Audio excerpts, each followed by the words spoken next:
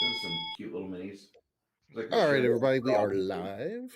So why are we all broke? This is why we're all broke. Well, there's two reasons. You forget about the shiny click clack math rocks, which I got brand new ones. They're all nice and then this is the other one. Typically, Eastern mouselings for those of you in Karatur or some other exotic location. Wizard mouselings, because you never know when you need another wizard. Wizard. But now it's adorable, so. Viking mouselings, when you just want meat and cheese. Which actually sounds really good right now. That does sound good. The one with the beard almost looks like a dwarf mouse. That one there? Yeah, with all the beard and everything. It's like and the axe. Yeah, that's not a Viking. That's actually a dwarf. You're gonna buy that one for your wife, aren't you? No. Should. No. Because then I'll have to paint it. Just send me your unpainted figures. I'll get to it someday. That'd be funny if God kept me alive long enough to paint all my figurines, and he'd be like, "All right, car crash." Okay, I need that one. That's the only one I need. Yeah, that's a Space Marine one. Yeah. And I will paint it up in ultramarine colors and give it to one of my friends and go, "Here, this will lead your burn the heretic." No, you've got to do it correctly because it'd be funny. By the Hello Codex? Kitty. No, Hello Kitty. No. Hello Kitty would be nice, but no. Like 13 of the other ones, and then get Bruce, these. Take Ewok's thing off the screen because you're covering up half the stuff you're trying to show anyway. What? What do you mean? Oh, it's fine. And we're all doing good. Wait. Oh, you're talking about Ewok. My bad. Yeah. It's okay. Sorry. We're enjoying. Hey, how you doing, Keely? Jeremy Proper, thank you. Proper is such a nice man. I've thrown him a couple 20s over the last year, but I need to throw him more 20s. When are you going to start throwing me 20s? Well, I don't watch Twitch. I'm sorry. When we get I still have a donate button. That's true. Look at that. Do you have Stream Elements, Garrett? No. I do. Okay. You want to post it in chat? I'd be more than happy to put it in my Discord, and I'll do that. I'm joking. Okay. I'm joking. So do I. You could have an entire Mouseling army. Mm-hmm. Yes. You'd have to buy 2 of each because then you paint one up as Chaos. Then you can have Space Marines versus Chaos Marines. Oh, and there's something. Oh no! Oh, good. Whirlwind.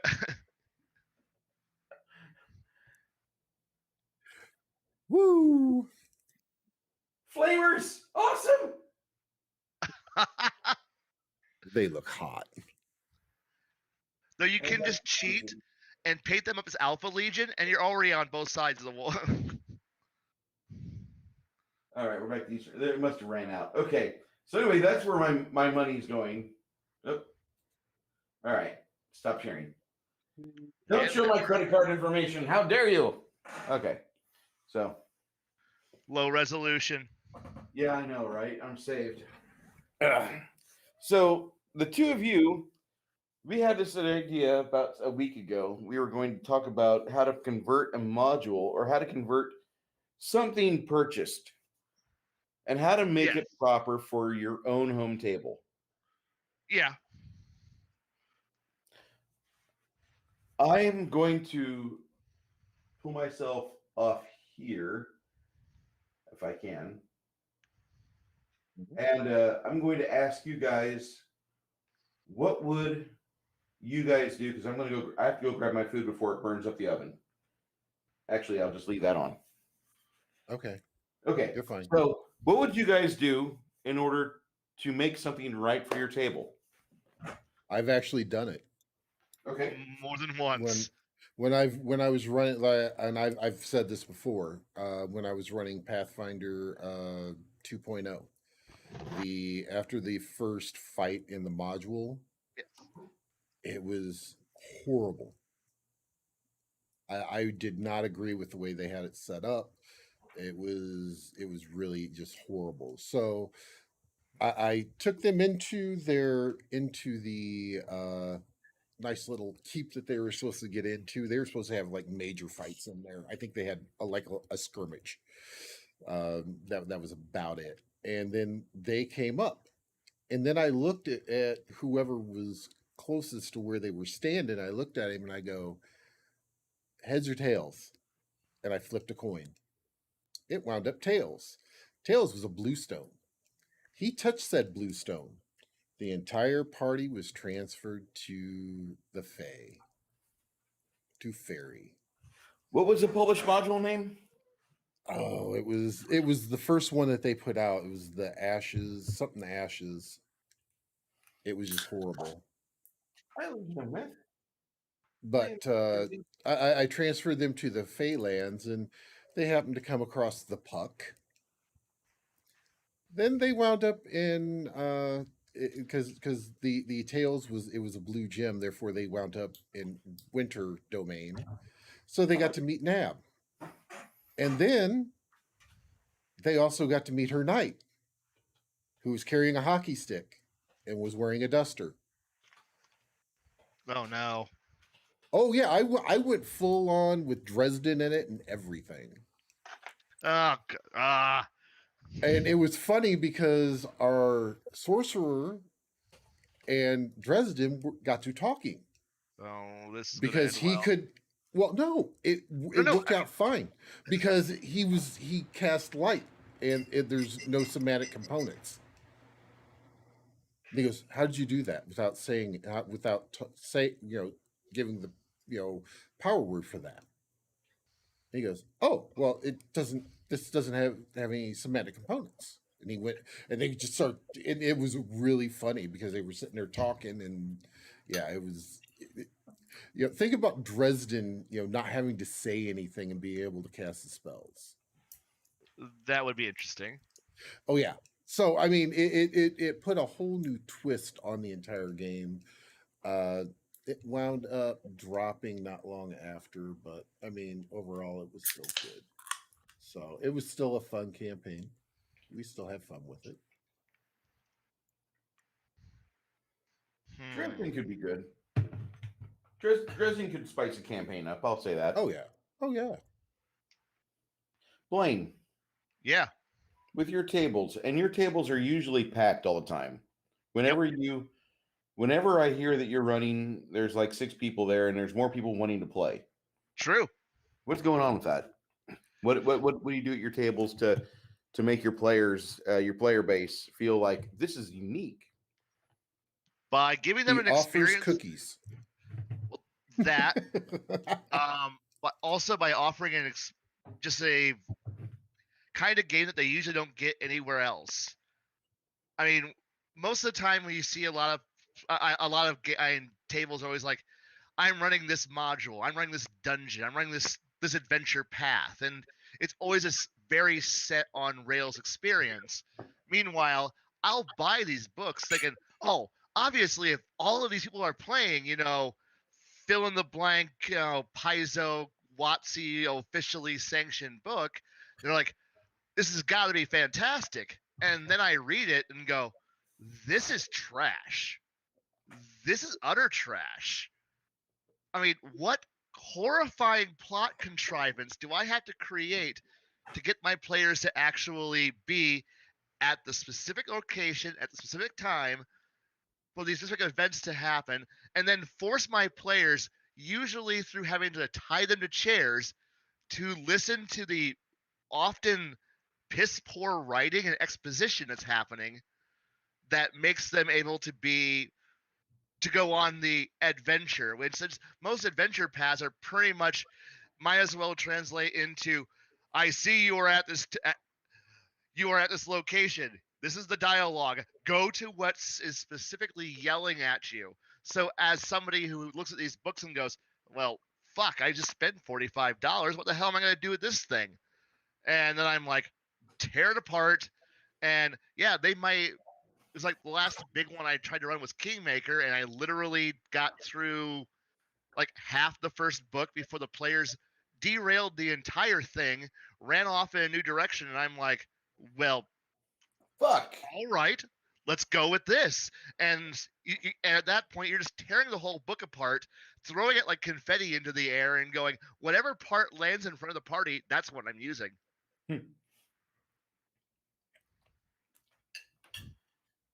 When we ran Kingmaker, I kind of put the hex paper down and said, we're gonna start like right here. Yep.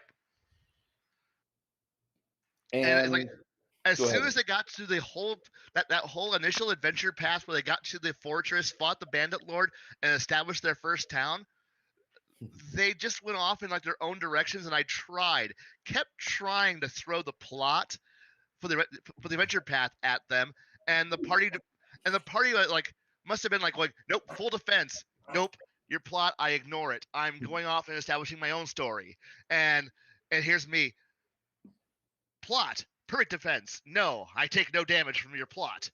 And then they keep on doing this, and it's just simply, and here's me, but the adventure path has to continue somehow. And they're like, no, we actually are having more fun, going east rather than west. And here's me, but you're supposed to go west. That's where all the story happens. No, we're going this way. And we're going this way. And we're going this way. And that's how the whole thing went. And so I had to just tear that apart. I've got other adventure modules and adventure campaigns where I'm like, I would start them and the party would just run off in their own direction. And sure, I could get a lasso and like force them through hell and high water, damnation, and just yank them.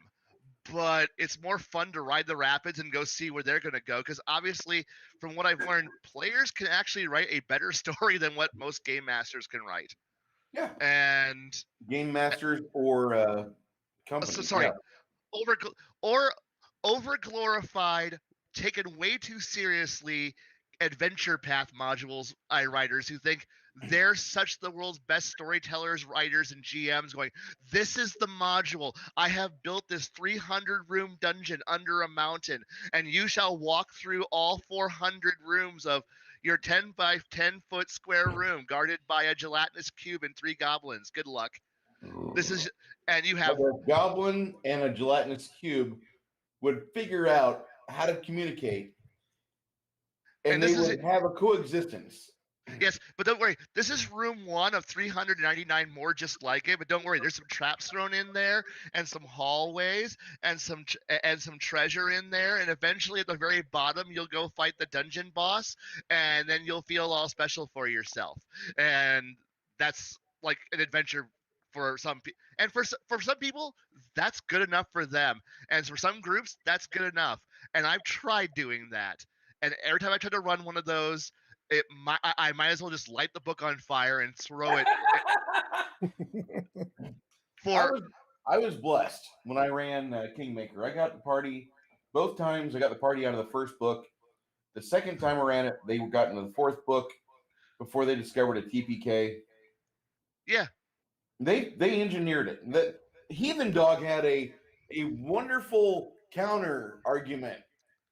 Heathen Dog, I'm blaming you for this conversation, but he said if you run a sandbox, you suck, and your game sucks. And I'm like, I disagree.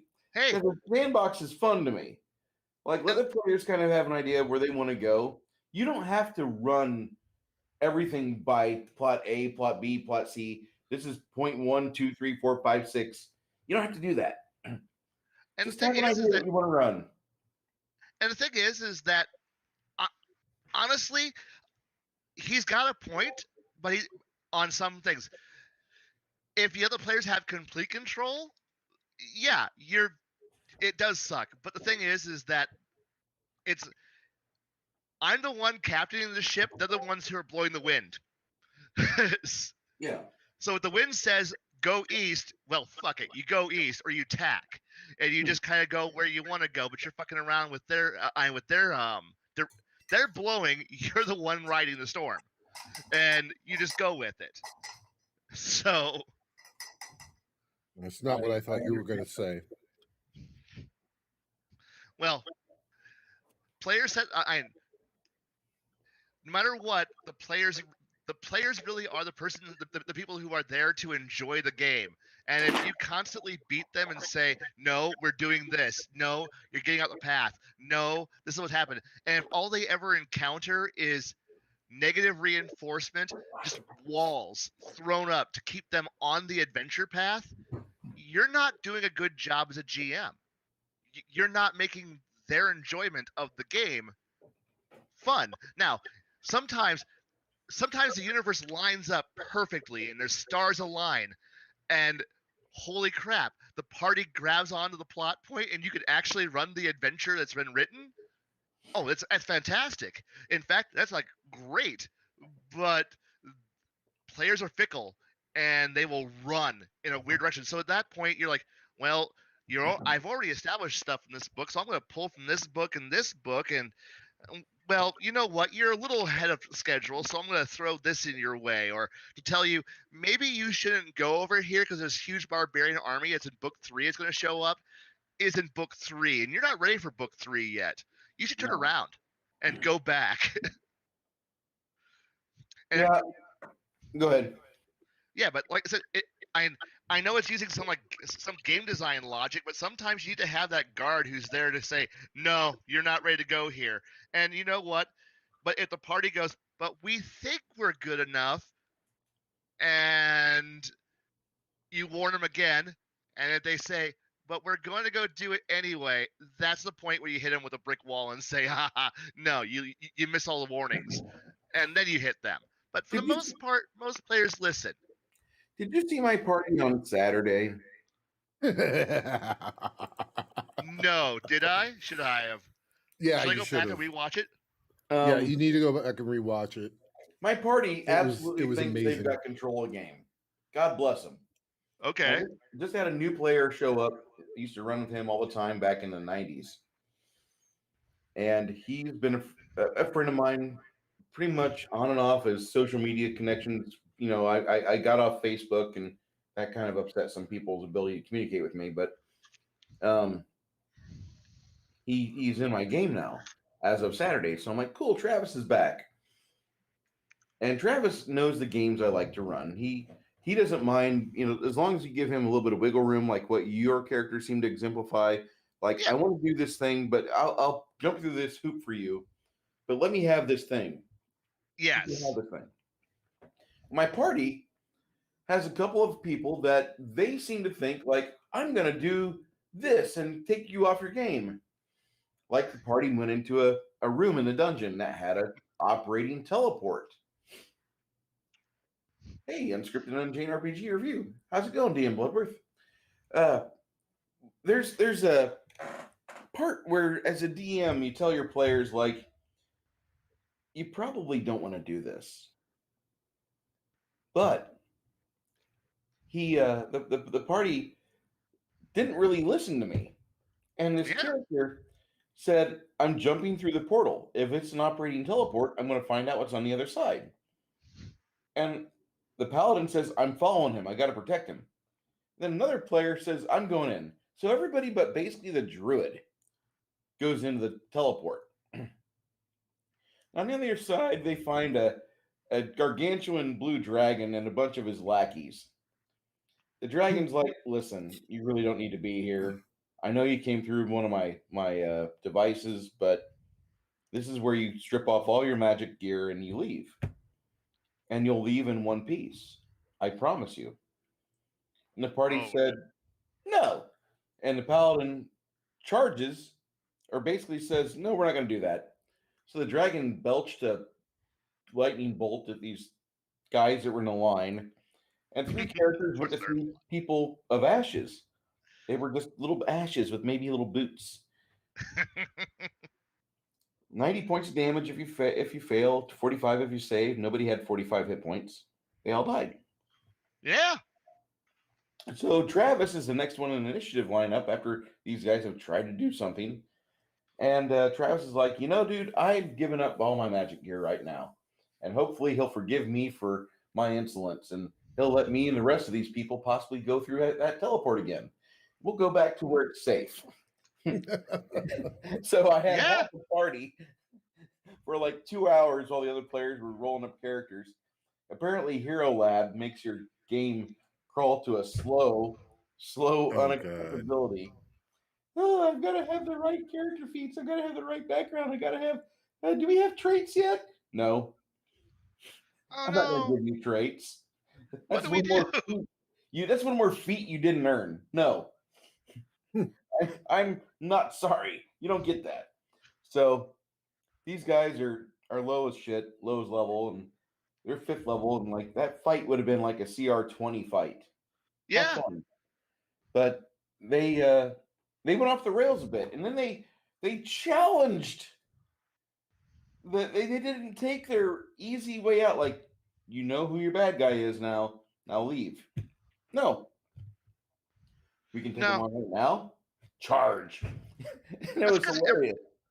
That's because players are, for some reason, have this strange thought that they can that you'll never throw anything bigger and meaner than they can handle at them. And thus, well, obviously it's an encounter. We can be able to do this. And you need to, those are the times where I think I've managed to program my players enough through going, hey, look, there's somebody way more powerful than you. And then this new guy who he's young, he has no idea that I do this. All the other players are like, you don't want to actually go after that character. That NPC will annihilate you. And they're like, but if they got stats, I can kill it. No, this is not how it works. And I'm pulling punches trying to go, no, I don't want to kill you. I don't want to kill. Okay, fine. Evaporate. I'm like, and he's like, that's not fair. I'm like, no, it's fair. This character's a named character who's had stats for the last 15 years. You can't win. You could win, but not yet. And everyone was like, why did you attack the Artificer? Because I think they're evil? No. But for some reason, players think they can beat anything because they got stats. And, well, I have good numbers. No, you don't. You're a level 8 character. You're cool, but not that cool. You're cool, but you haven't hit the, oh my God, I'm super cool.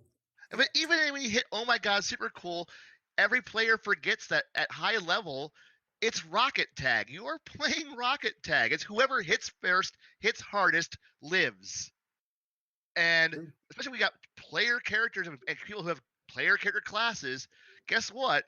Whoever hits first wins. And that's literally it. So it's like you better stack your defense, you better stack your attacks, because if you hit, you die. Congratulations. Moving on. And yes, there has been times like that, and I would prefer yeah. that over what I've got currently. One of the best memes I saw, and I'm not finding it here, but there was a funny meme I saw, and we would review it. But basically, it was the DM opened up a new campaign, and one of the players had the idea that, listen, we're going to start a movement of equality for all. And the other players were like, yeah, we're going to do some social justice in your D&D world. The Okay, guy's like, try. okay, cool, let's do it. So they leveled up. They got their own level 10, level 12, and their city gets assaulted by unassailable hordes of undead. Like, just there's no thing you can do. You fireball one group, and there's 50 more to take their place. They just don't stop. And like all these undead siege the city, and the players get beaten down and get pushed and beaten and bludgeoned. And the player that had this idea blindsided them from seeing the actual plot of the campaign, and the DM just in the background was having things go on outside the city the players had no give a shit about. They didn't care. I don't care about this other city falling apart. And it ruined that campaign because all those players, after they got beaten and bludgeoned to death, like half of them left and the other half stayed. It's like, oh, we'll play again, whatever.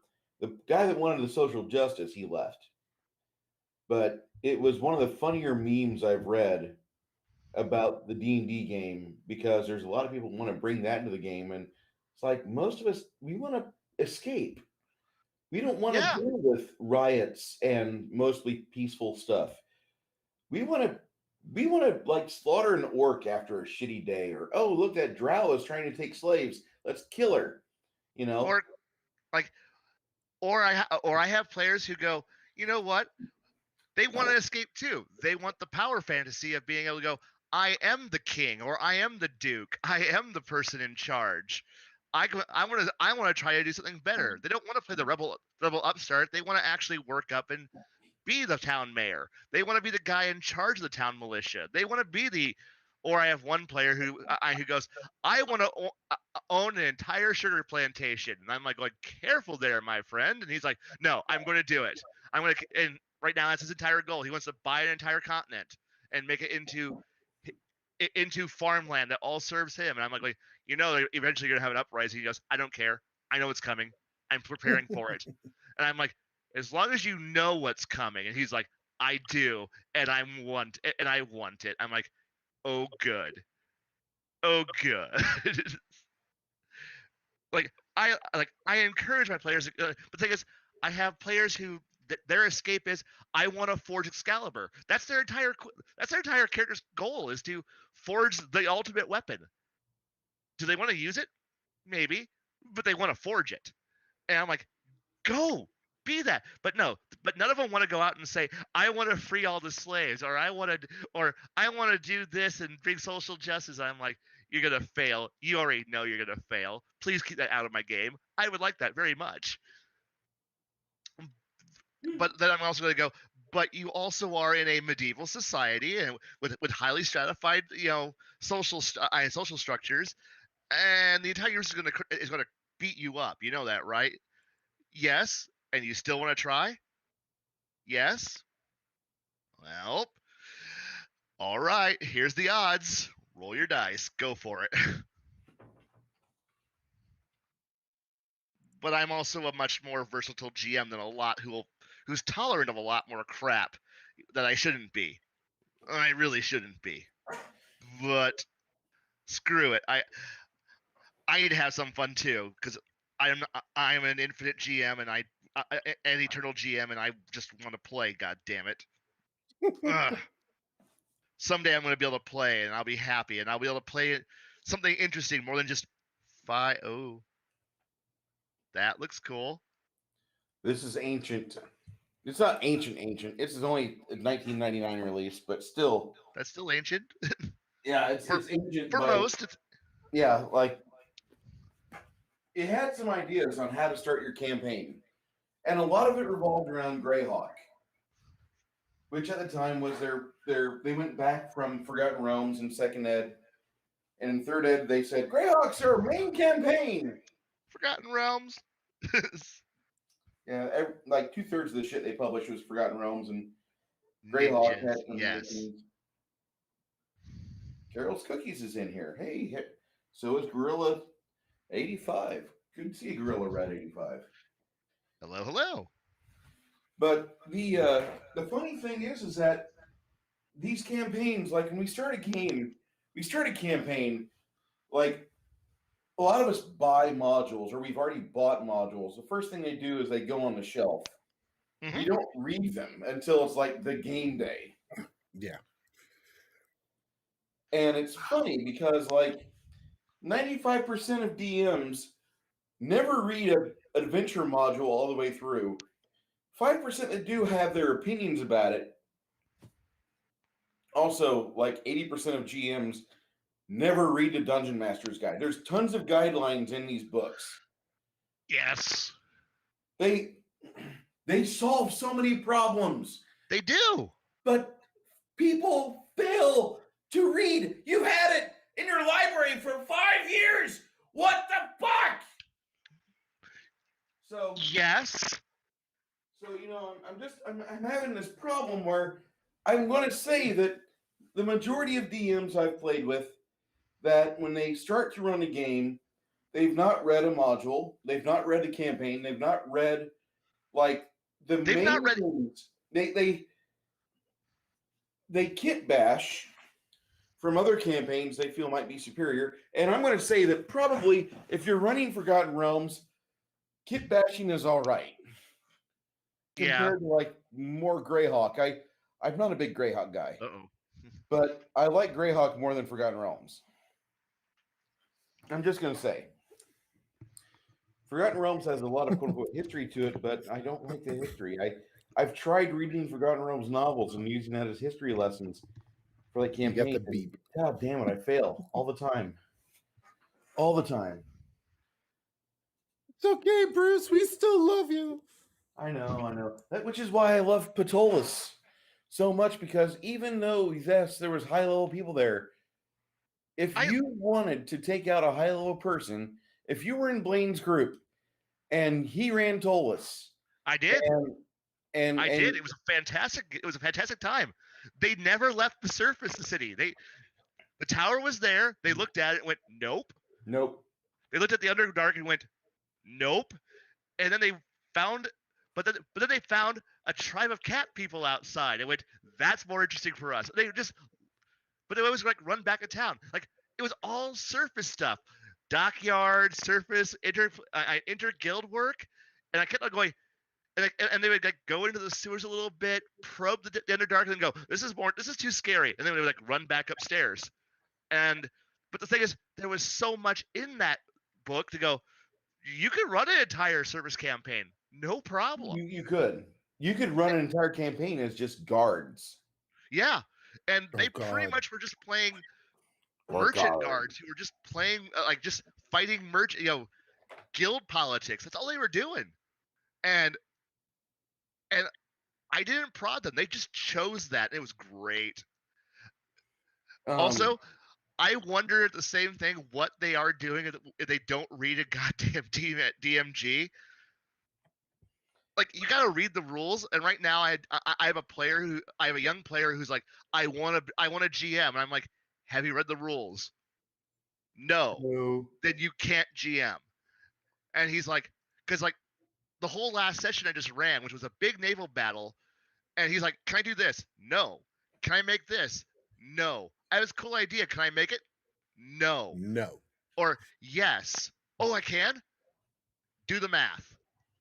And he's like, what? There are rules for item creation. There are rules for spell creation. There are rules for everything. Have you read the fucking rules? No. And he's like, no. then read the rules. I'll even point you what chapter you need to read. Read the manual. The manual tells you everything.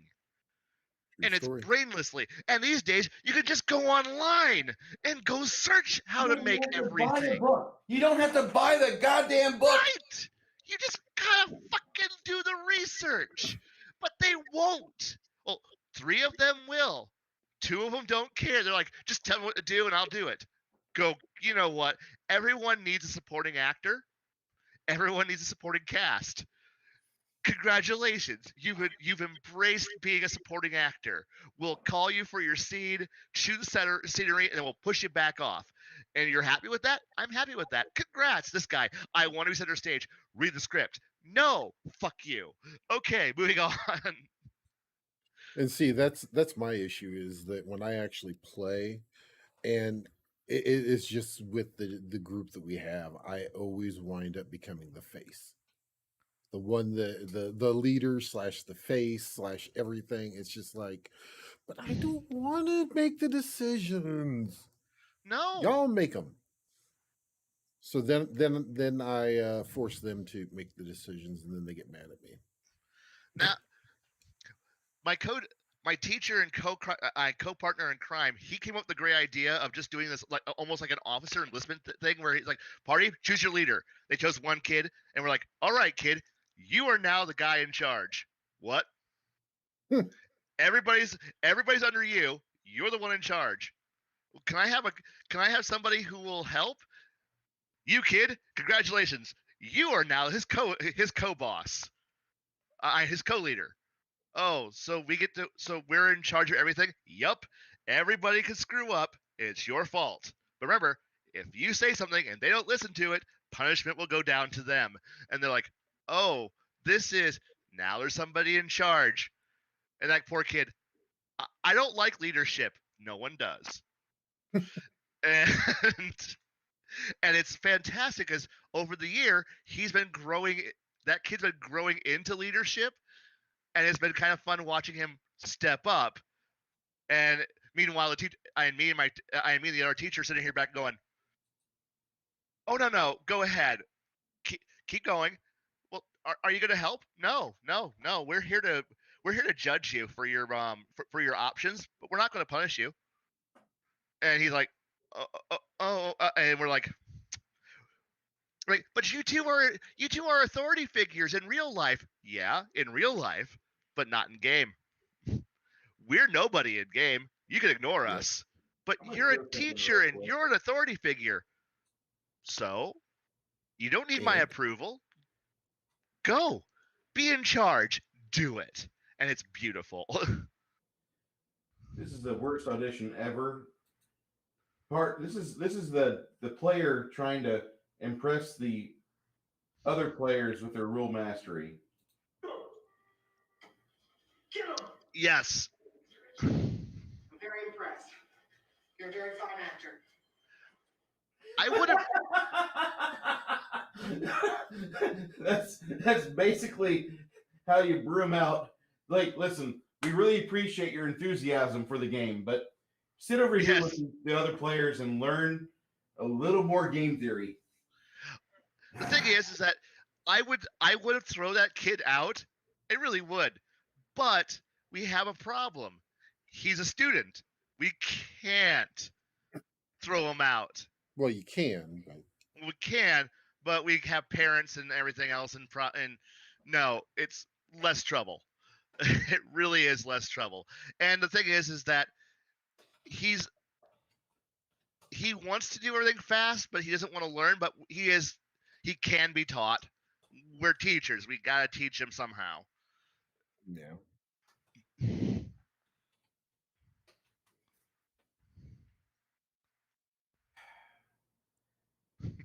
Yeah. My camera reset. Great. Bollocks, you can't. Oh well. I don't hate Keely Chow. I like Keely Chow. Nice person. Anyway, I want people when you assume the title of the GM or referee or dungeon master, know what you're getting into. Oh yeah. understand that you're going to have this game, you're going to have these people. Maybe it's a one shot, maybe it's a campaign. For a one shot, you really don't have to alter things too much. You can Nope. run one shots all day without knowing anything about Greyhawk, and you can play this Sunless Citadel module, and your players will have a ball. They will be locked in a dungeon until they complete it, until they kill the evil druid. In my old second edition I don't have it. AD&D mind is like, druids can't be evil; they're only true neutral.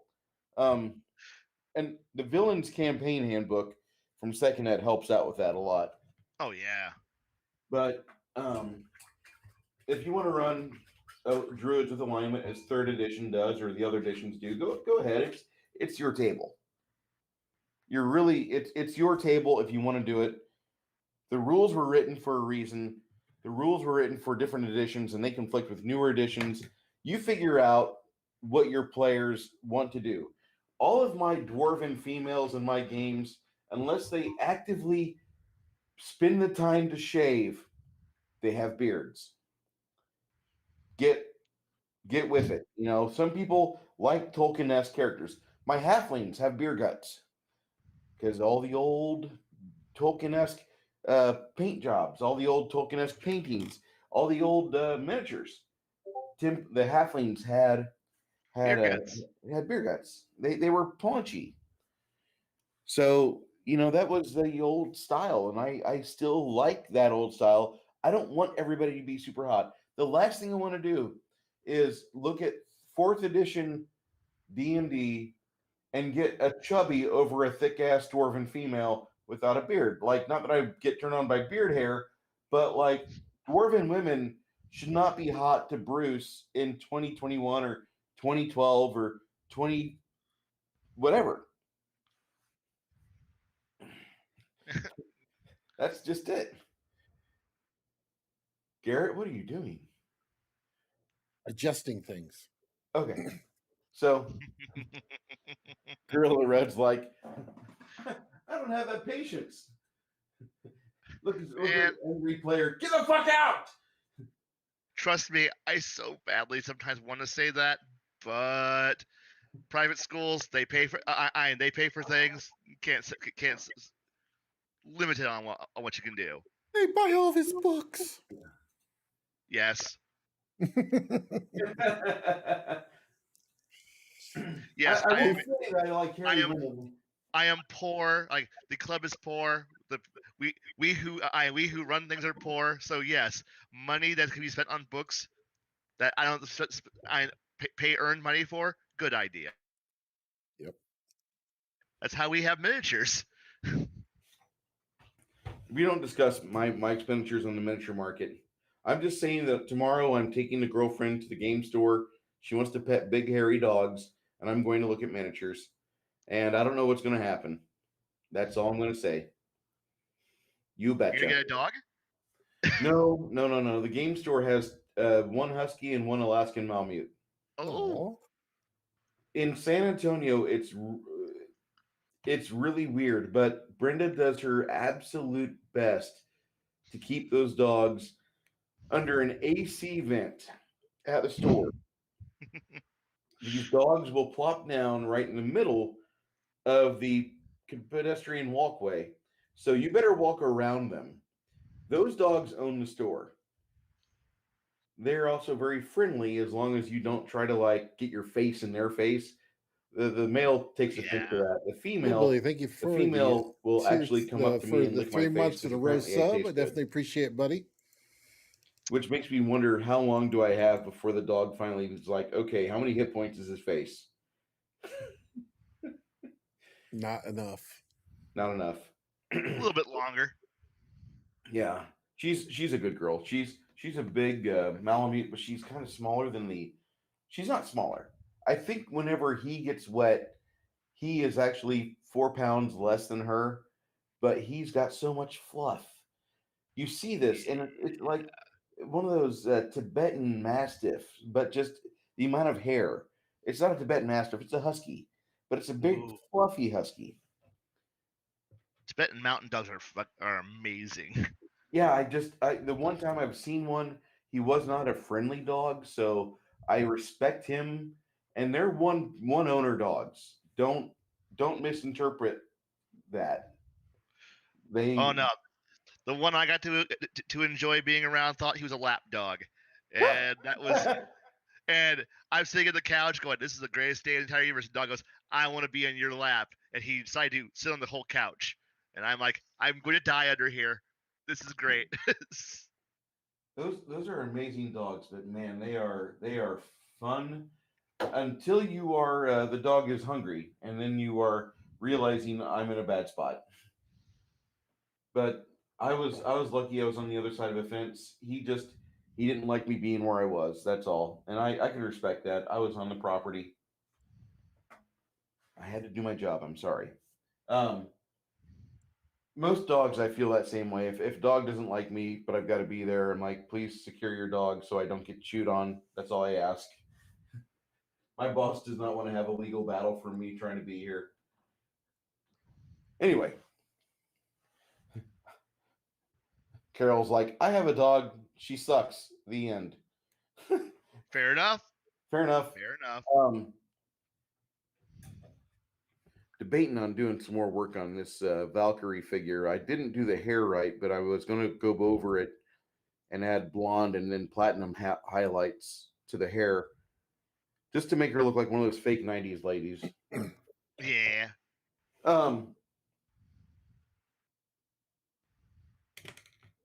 Garrett, what campaign are you running right now? Or are you running a campaign? I am not running a damn thing right now, and I love it. How nice. I just get to walk down, plop down in my chair down in the basement, and other people. The DM says this is what we're doing, and I say, okay, this is I'm going to screw it up. I envy that. I envy that.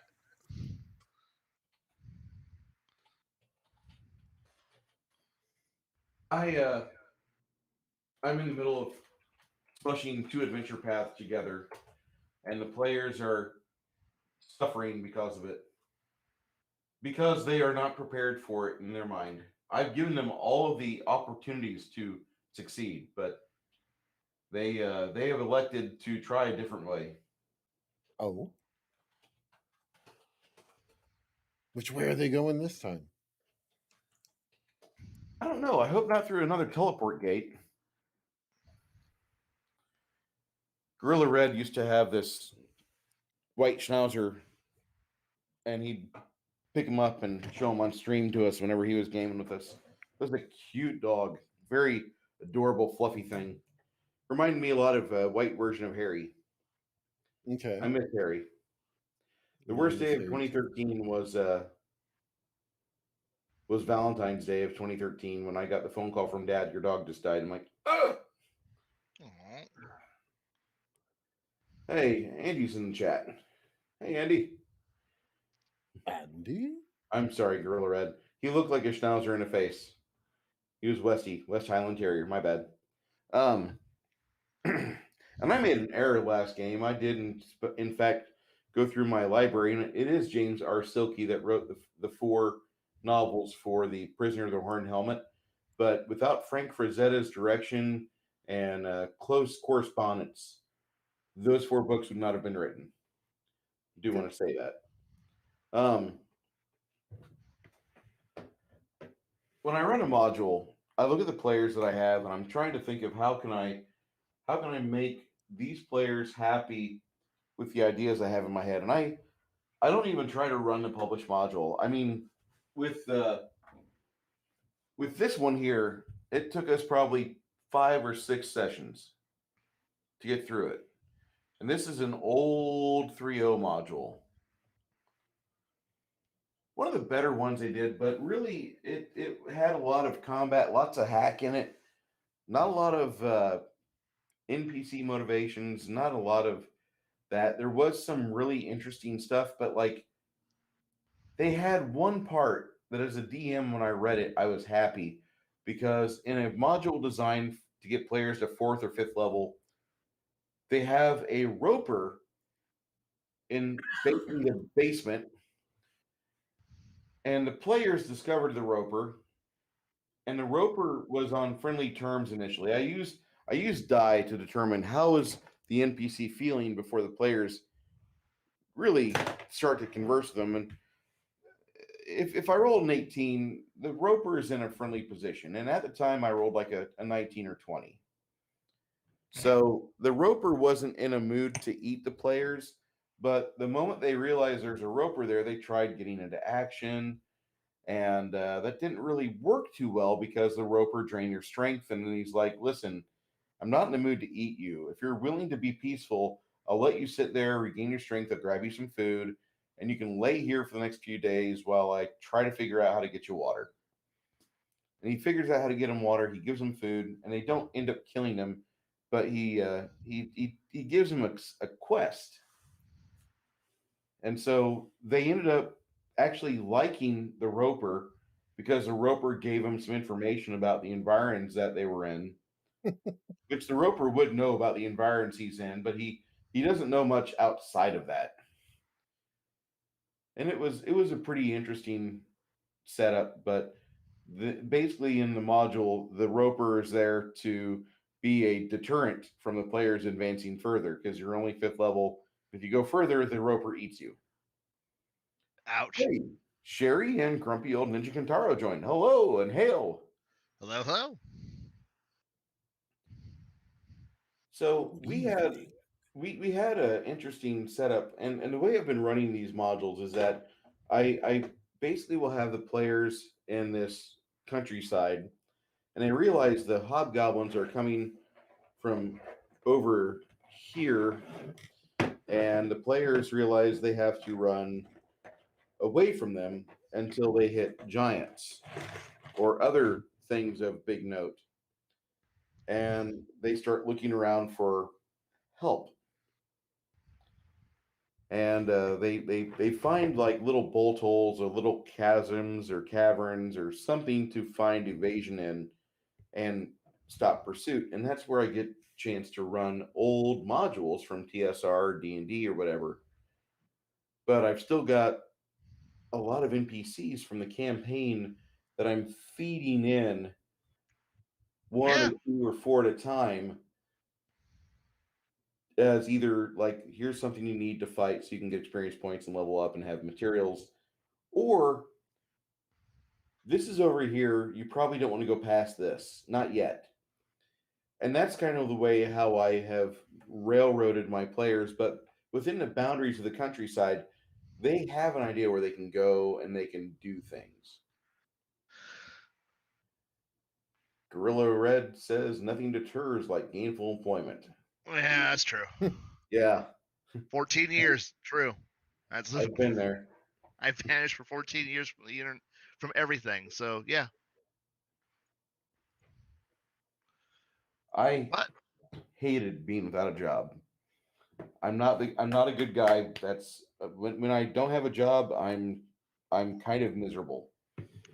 More so than most because Kind of. I hate to say this. I'll just admit this right out there. I get my identity from whatever job I'm doing, and I think a lot of us are probably like that more often than not. But I really got into it for a while, and I had to figure out who Bruce was.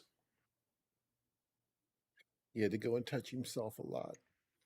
Yeah, that too. Thank God for all the thick women on Instagram. My tennis elbow loves you.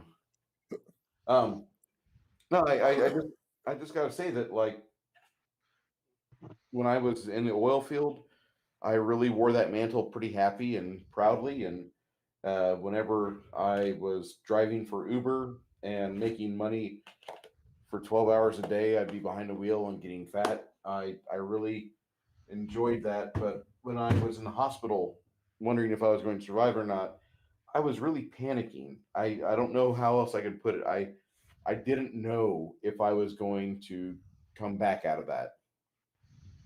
And I thought that I might have ended. So I'd like to say thank you guys. Those of you who enjoy the content or enjoy me as a person, for coming back and seeing me again. And I do plan on getting better. I do plan on giving you better content. He's been trying for 11 years. Yes. Well, no, the players I have, like, if I try to railroad them, even if I gave them Kingmaker, if they know the game and the adventure we're playing, one of them is probably going to find the module on the web, and they're going to share the information in a private chat away from me and tell me all the stuff that's going on. Later on, whenever I realize they're sculpting their own way through this campaign, away from all the danger and to all the treasure, so they can mitigate their losses and they can kind of rig the game or stack the deck in their favor. See, can you jump in on this one? This is part of the whole, you have to read the module before the players read the module. Or, to go caveat back to our read the goddamn book thing, is that since I do read my goddamn books, I have this problem. Like, so since I know what's coming, since I've read this, and when the players start to go, hey, I'm going to start using insider information, that's when I'm like, yeah, guess what? We're going to start deviating from the book now and start moving a little bit further away. And so if you've actually done research, you know when they started cheating. Yes. And at that point, it's like gloves are off time. We're gonna things are getting more interesting. I've also had another derailing moment happen when I was running through to go use World of Warcraft, the Warcraft RPG for a bit to go pull in something that's almost verboten in gaming. But the storylines of the first, from the first era was actually pretty solid. Oh yeah. And then some player actually asked the question, why? Why is X thing happening? Well, yeah, I've got the setting book for it. And then suddenly I start going, well, yeah, this bandit lord, he was actually screwed over by, he was he was a mason that helped build a kingdom, and he got screwed over by the kingdom for not paying his bills.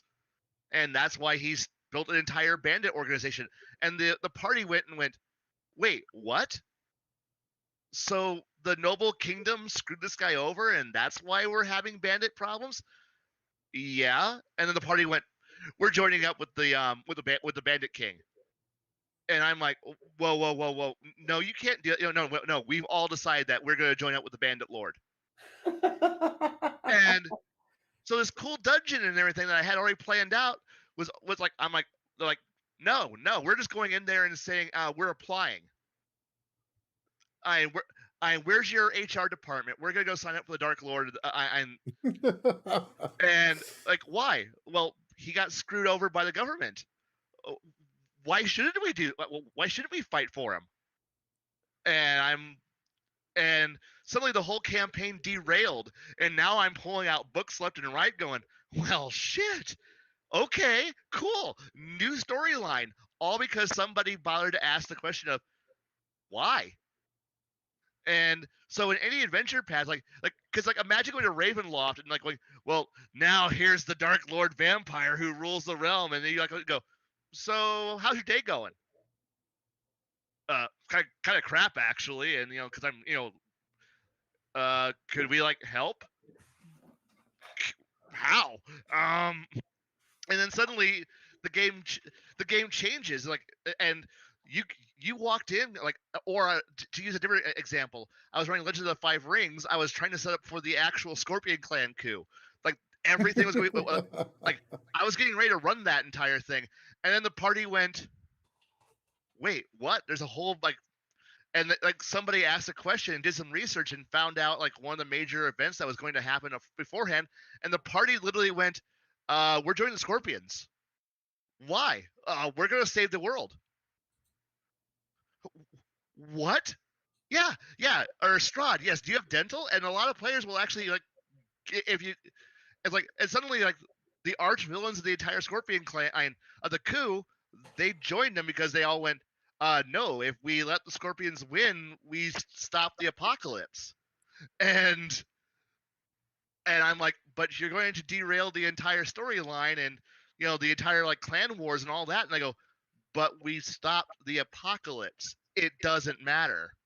And at that point, like, okay, whole new campaign, whole new story happens because players ask a simple question, and that's when all the fun happens. But again, you wouldn't know all this if you don't do your research, if you don't read your books, if you don't know your lore, if you're not doing your job as a GM to know your setting, know your game, read your fucking rules, you wouldn't be like, you'd be like, this campaign's ruined now. How I gonna cancel game? No fun for me no more. I can't just brainless through book. How do? I'm sorry. I have no mercy for those GMs that go, ugh, party walked off. I walked off script. Fuck campaign. Throw it. I'm done. Bye. Now, see, I actually had a similar type thing, sort of, because I actually went through and pulled all the actual quests from the game, and I ran them through the DeFellis Brotherhood entire quest chain in my World of Warcraft campaign. Yeah, so you're doing the same RPG. thing I was doing. Yeah. Except I had a Tauren that was a priest or shaman. Yeah. He was literally hung like bull. He literally started converting members to his faith.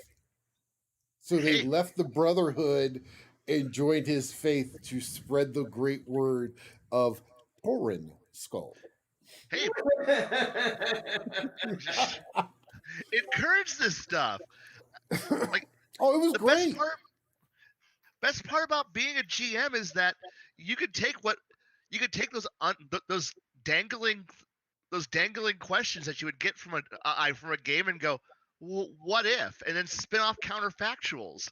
Like, it's like, because like I've grabbed from game, like, from not just books but games, RPGs, not just MMOs, but like, it's like just weird stories. Hell, I have gone so far as to boot up a game, start a game of Crusader Kings, start randomly things, start a random kingdom, and just start writing down nobles' names, and then run the game for about 10 years, and then write down a history, and then transpose that history somewhere else, change some names. So it's like, well, sorry, it's not the Franks fighting the fighting blah, whatever, and suddenly players are like, this is kind of cool and interesting. And now you've done some little bit of work, and now you just glue in a little bit of this.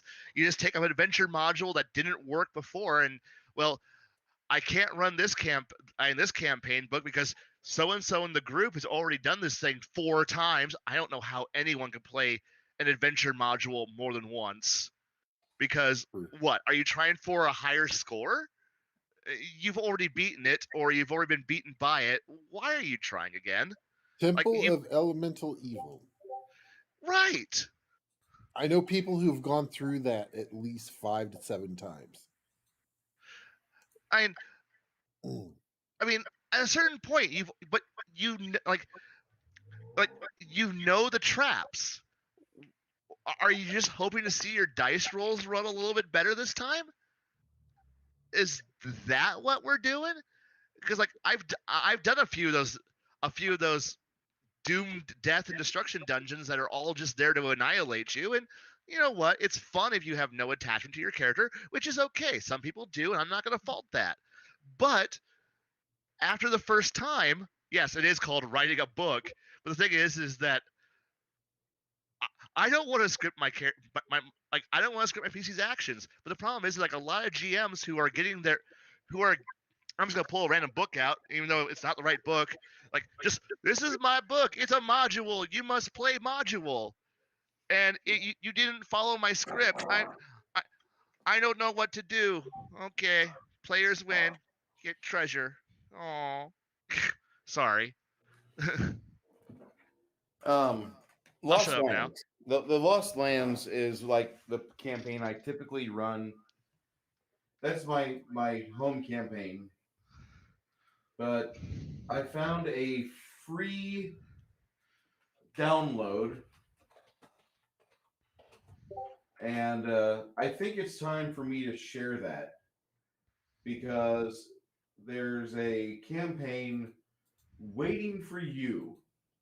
If you Oh, really? yeah, if your players want to play a campaign that is a great sandbox, I just put it in the chat. This is the Lonely Coast for Pathfinder, but they've got system neutral and even 5th edition versions. But it's free. It's like 96 pages free. 96 pages free. Free. It's a section of the planet that you can plop wherever you want to by a eastern seaboard, and you can put your players in there, and they can adventure around, and you can give them a little bit of read aloud text or bullet points, and your players will be like, "This is different," Well, because it provides a skeleton or a framework for you to set your adventures in. It doesn't force things. I won't lie. There are some times where it's like I will take a map, turn it upside down, then mirror it, and then go, "Hey, look, it's a whole new world map that you didn't realize was there." And most people's like, "Oh, that's a neat world." Sure is. It's unique. Sure is. Go for Well, it. and you were talking about like when you pull stuff from other things, other RPGs, etc. I Mhm. mean, truthfully, what I've done in the past too is pull stuff out of books that I've read, Oh actually, yeah, like novels. So I right. mean, and that is just as fun too because you can set because a lot of the people at the table have not read those books that you've probably read. A lot of people don't. It's like as a GM, you should like you are rewarded um if you've like read a lot of books. You really Mm-hmm. have because let's be honest. How except for those of us who have you know sorry Audible accounts and listen to endless piles of books while we're driving. A lot That's of what I us do. haven't. What was that? That's what I do. Yeah. So but a lot of players they don't read a lot of books. They don't watch a lot of movies. They don't read a lot. They don't read a lot. So as far as so if you've read 3 or 4 book series that are outside the norm, away from the mains, like sure, if you start pulling from like Dresden, from Dresden, you might get some people who go, oh wait, I know that, and they'll know where you're pulling from and they can start playing along with, which can be a good thing, could be a bad thing. Or if you're somebody who can like pull from like say Alona Andrews and then they go, who's that? Good, you don't know it's coming. And now you can and now you can pull lots of cool things. So the more you read, the more you got tools in your box.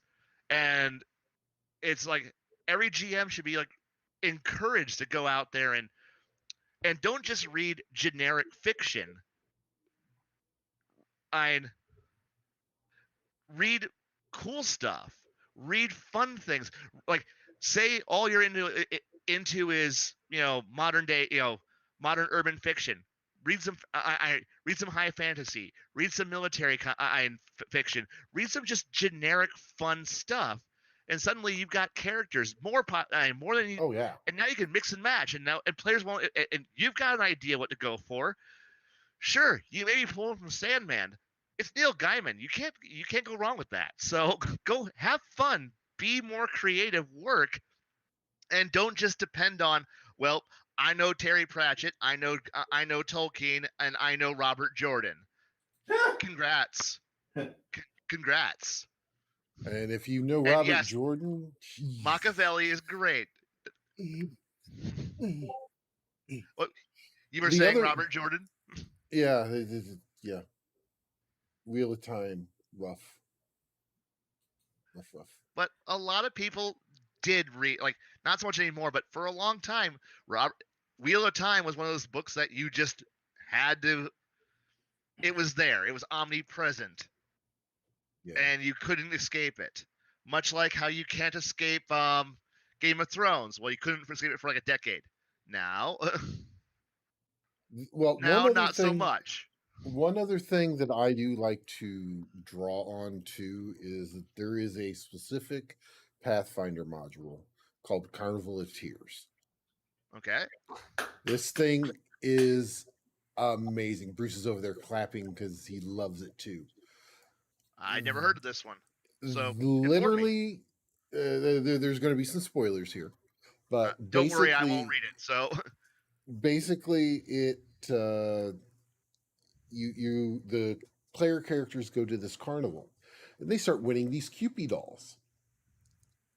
Well, these Cupid dolls are not 100% on the up and up. They're all cursed. The only way to get rid of them and their effects on you is to literally have each individual one removed curse. okay, So if they win 10 Cupid dolls, they're doomed. uh-huh. Oh, sounds nice, actually. Let me see if I've got it. You guys were talking about, while he's looking for that, you're talking about Kingmaker and how everybody's Kingmaker games have kind of gone off the deep end and such. And there's a really nasty end to Kingmaker. Yeah, there is.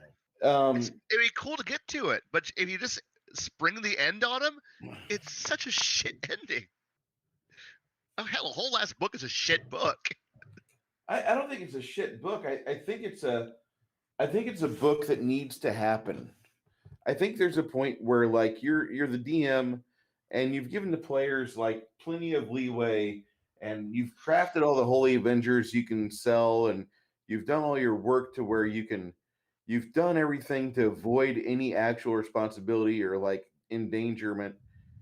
All of a sudden, like these 10 blossoms appear on the horizon and wherever the blooms are at, the entire world goes to shit because these are anchors from her reality that tethers into yours and rips your country into the realm of the first world, the Fae. See, I think that's why I didn't like that book, is because you've worked really hard to like craft all this cool stuff, and now you're stuck in this. It's like everything you've done it just goes right out the window, and it just goes back to being. It defaults back down to. So this whole mechanic of empire building goes away, and you just go right back down to. Now you go fight the Dark Lord in a standard traditional Dungeons and Dragons thing. It's like, congratulations, we're back to playing a standard adventure, just with more steps. Like, cool. I'm not against it, but I don't know. It just felt like it was cool, but the final fight just felt like. So why was I a king again? Why was I the ruler of an empire again? I don't know. See, I think Carnival of Tears is a good module, but I think if you port it from the campaign where it was set in the Dark Moon Vale, and you instead shove it into Kingmaker and make it like an easy leveler. If you make it an easy leveler and put it into one of your towns where like the carnival comes to town, and you let the players like have that in their town where the Cupid dolls can be a thing. Like you could spend an entire level chasing down the goddamn Cupid dolls. Yeah, because it's a 1 through 10. So on a D10 roll, 1 through 4 you get bad luck, which is a -1 penalty to all attack rolls. 5 through 7 is Q pie phase. As time passes, your face slowly begins to resemble the expression of a doll. And -4 to charisma and charisma-based spell checks. 8 and 9 is stench. You stink horribly and are sickened for as long as you suffer from the curse, regardless of how many times you bathe. And then number 10 is warts. You break out in horrific warts all over your body, taking 1d4 points of dexterity and charisma damage. This damage cannot be healed until the curse is removed. So just those Cupid dolls. You can even just port the Cupid dolls. Yeah. I mean, just those Cupid dolls right there, that's enough to really throw off. And there's nothing wrong with pulling stuff if you're running a module to kind of tweak yours out. you can pull stuff like this from a completely different module, even if you're not even running Pathfinder Yeah. First Ed, which is what this is for. You know, if it's got the ability to do the remove curse, you could You do got this. I hate when you have a really good campaign rolling, and then your players will do something to where you have DM's block. And Yeah. I hate the feeling you get whenever game day is on its way and you're close. Are you guys still there? My browser Yeah. is Yep. messed up right now. Yeah. I can hear you. Okay. Oh, I see it. There you are. Yeah, it's called Carnival of Tears, Connell Wolf. Nicholas Logue wrote the module, and if you're able to buy everything Nicholas Logue or Yarg Nicholas Logue, yeah, Nicholas Logue will improve your Pathfinder game. But you have to occasionally like reset your mind and just not worry about game, not worry about things coming up, and you have to play. Or maybe you have to read. And we've been discussing really good stuff like, some fantasy authors kind of inspire us. Tolkien doesn't really inspire me much, but Fred Saberhagen inspires the shit out of me. And so does Jack Vance, which is why I'm a boring DM. Uh, I, I love traditional high fantasy, and Fred Saberhagen wrote one of the best modules, or one of the best epic stories, where there's 12 swords, and each one of the swords has its own specific purpose. And as you're reading the book, you're kind of horrified about some things. Like there's Town Saber, who basically you put that in the hands of somebody whenever a town gets attacked, and whoever gets it turns into the baddest mofo alive, and nothing cuts them down until the adrenaline wears off, and then they fall to pieces in bloody giblets. And you have these 12 books, which each of them have their own capacity, their own deadly ability, and it's kind of fun. There's plenty of web pages out there dedicated to how to customize these for various D&D campaigns or various other campaigns, if you so choose. But to drop something like that in a game is it kind of changes things a bit. If you need a change, sometimes what you need to do is literally pull an EverQuest and just say, we're going on an artifact hunt. And all of a Yeah. sudden the players will be like, wait, what? We're getting the Axe of Dwarvish Lords. What? And they have this like moment where like, but you've never allowed us to actually get these high level treasures. You've never allowed us to get these things that are in the DMG and the treasures tables. You always give us a +1 sword of putzery. I never get the rod of lordly might or this or that or the other. Now we're actually hunting the big shit. Oh my god. And Yeah. the artifact hunts really will they will change your game, and it'll take the focus off your quote unquote your lack of story, and now it turns into a road trip. Oh yeah. And it's fun to put other NPC parties on the hunt for these as well, because then as a DM it gets to test your mettle against your player's ability to tactically think whenever you have a fight between two parties, your home party in front of you at the table, and your ability as DM to run a convincing other party of adventurers like they were being played by actual people. I think that's one thing that that's one way that whenever you see me do that, I've usually hit DM block and I can't get around it. So, oh, a new magic item has entered your realm, and you'll hear about it. But I think that's one way that you can spice up your game and kind of change things a bit while you're adjusting to your table, because your table is going to dictate where you go. You can say we're playing through Undermountain tonight. And you can say that all you want. If your players aren't enjoying it, you're going to have a limited time before your table's empty. True. Yep. And that's something I think you hit on pretty squarely. So, as a DM, you always want to have reasons for the players to be there at somewhere they don't want to be. At least, like, nobody wants to go to work. Find something like that to kite players into doing things they might not want to do, but later on, they'll be thankful they did these things. Oh yeah. You want them to have like a reason as to why they did something. The character, uh, looking back on previous exploits as a player, is usually a good way for players to remember all the things they've done at the table.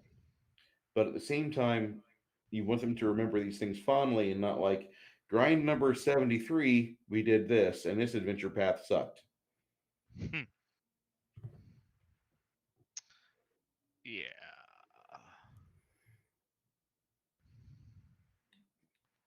Garrett, any thoughts? Try not to. It hurts. I know. I know. No, but I mean, truthfully, if if the players aren't having fun, they're going to go away. I mean, that's just the way it is. That's when excuses will come up. Oh, can't make it tonight, and then you get a couple others that do it too, and then you know, boom, it just starts rolling, Yeah. and and then finally you don't have a game anymore. Uh, so I mean, even one thing that I think, if I remember correctly, Bruce, you used to do, and I know I used to do it also, is we ask, what it. I'll address that in a minute, Carol.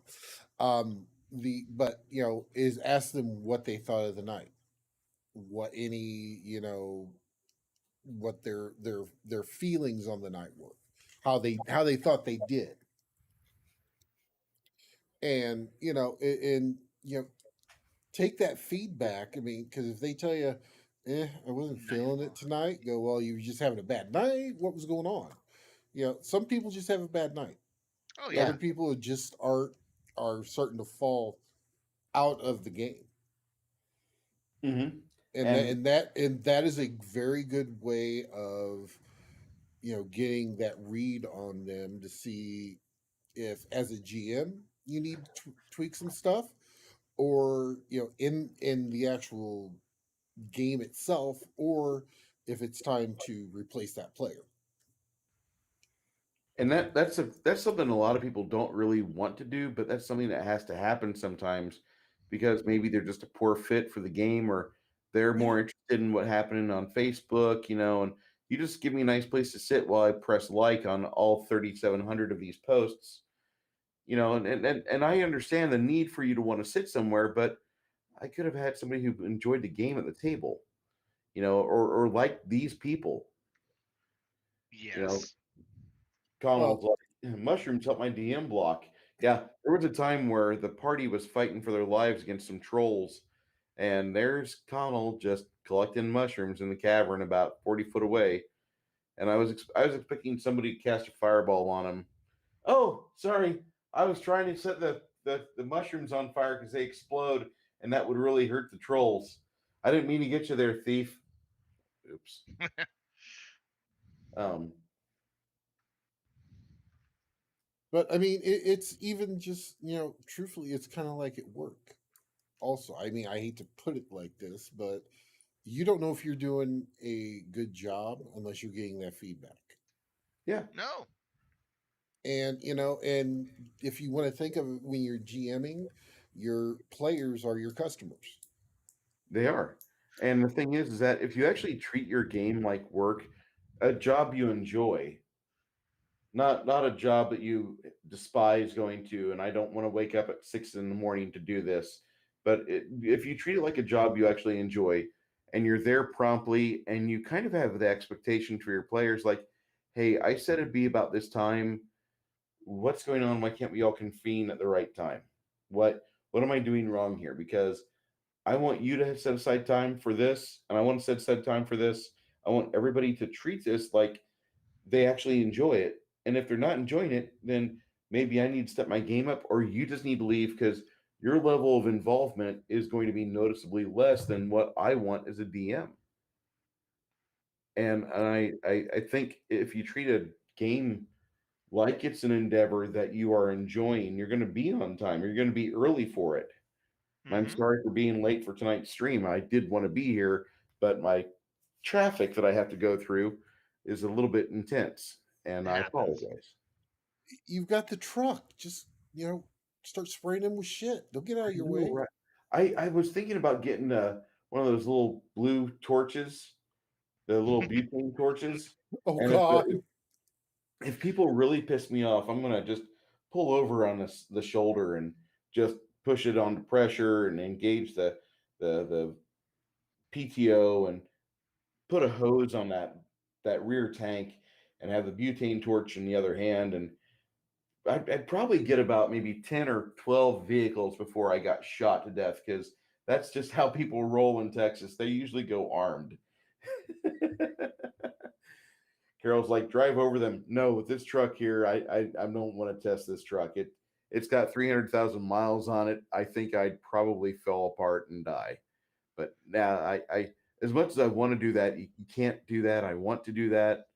That's why I play video games, is for the escapism. That's why I play role playing games, for the escapism, because I have to deal with traffic in San Antonio and it's miserable.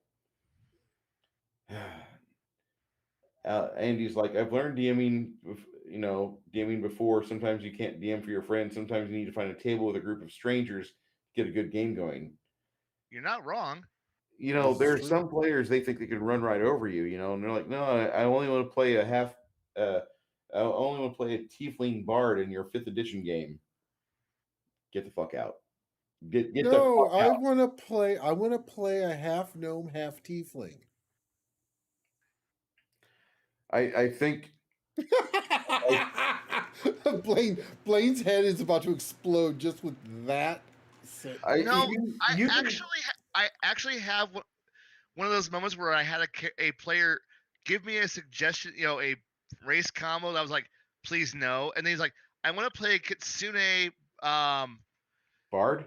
bard, and I'm like, I'm going to tell you no right now. He goes, no.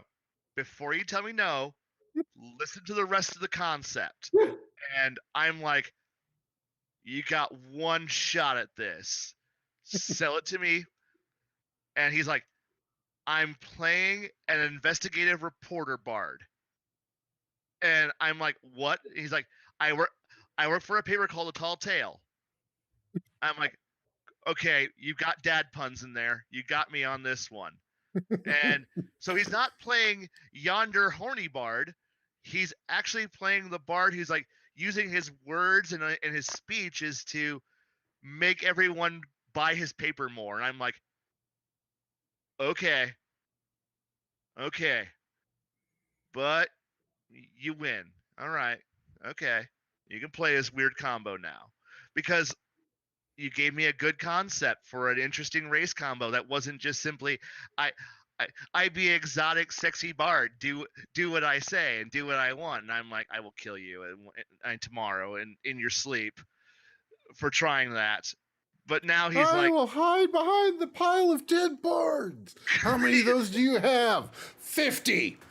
right. But this bard got me. I got a great concept. I smiled. I laughed through it and went, all right, you're good. You're good. You're in the game now because you gave me a dad pun for your newspaper name. Go. Drive fast, take chances. Yes. Yeah, drive fast. Yeah, something Fox News, definitely. But he was trying to avoid that pun because he knew I'd say no. He's like, he gave me that pun. You could always, if you have players that are forcing bards or multi-class bards in your 5e game, as a DM, it's your duty just to script up a whole bunch of NPC bards have an invasion. Oh wait, my bad. Or I had a campaign where I swear we had a bard who decided that he wanted to be the band manager, and he managed to con the entire party to all take perform, and he was just the rhythm guitarist in the background who's just playing his bass guitar, and everyone's like, we're like, everyone else is the actual frontman, and he's the one who's like going like, pay no attention to the guy who's the actual skilled performer in the band. The rest of you are all just crap. I'm the actual performer. But he didn't let anyone else know it, that he was a performer, that he was the reason why we were selling out all the time.